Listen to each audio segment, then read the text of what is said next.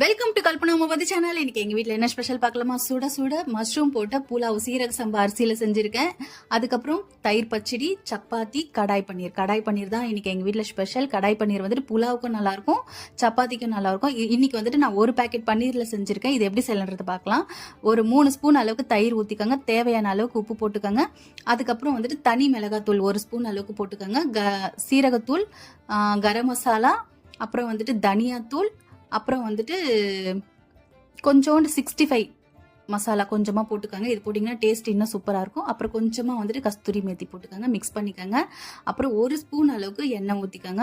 எண்ணெய் ஊற்றிட்டு அப்புறம் வந்துட்டு ஸ்கியூபாக கட் பண்ணி வச்சுருக்க பன்னீர், கேப்சிகம், ஆனியன், கொஞ்சமாக அந்த தக்காளி போட்டு ஆட் பண்ணிக்கிறேன். நான் கொஞ்சம் ரெட் கலரில் இருக்கும் பார்க்கறதுக்கு, அதனால கொஞ்சமாக தக்காளியை போட்டுக்கிறேன். இது எல்லாமே போட்டு மிக்ஸ் பண்ணிக்கோங்க. இதில் முக்கியமான விஷயம், நான் கடலை மாவு சேர்க்கல.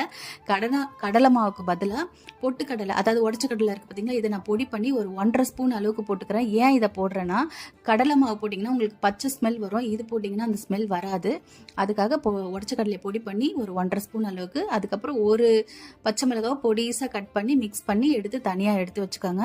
அப்புறம் ஒரு மிக்சி ஜாரில் ஒரு பெரிய வெங்காயம், கொஞ்சோண்டு இஞ்சி பூண்டு, அப்புறம் ஒரு தக்காளியில் பாதி தக்காளி போட்டு நல்லா நைஸாக அரைச்சி எடுத்து வச்சுக்கோங்க. ஒரு கடாயில் எண்ணெய் ஊற்றிக்கோங்க. நெய் வேணும்னா ஊற்றிக்கலாம், வேணான்னா விட்டுடலாம். அதுக்கப்புறம் கொஞ்சமாக சீரகம் போட்டுக்கோங்க. சீரகம் பொரிஞ்சதும் இந்த வெங்காயம், தக்காளி, இஞ்சி பூண்டுலாம் அரைச்சி வச்சுருக்கோம் இல்லையா, இதையும் போட்டுட்டு சிம் பண்ணிவிட்டு போடுங்க. ஹை பண்ணிவிட்டு போட்டிங்கன்னா உங்களுக்கு வந்துட்டு டக்குன்னு கருகி போயிடும்.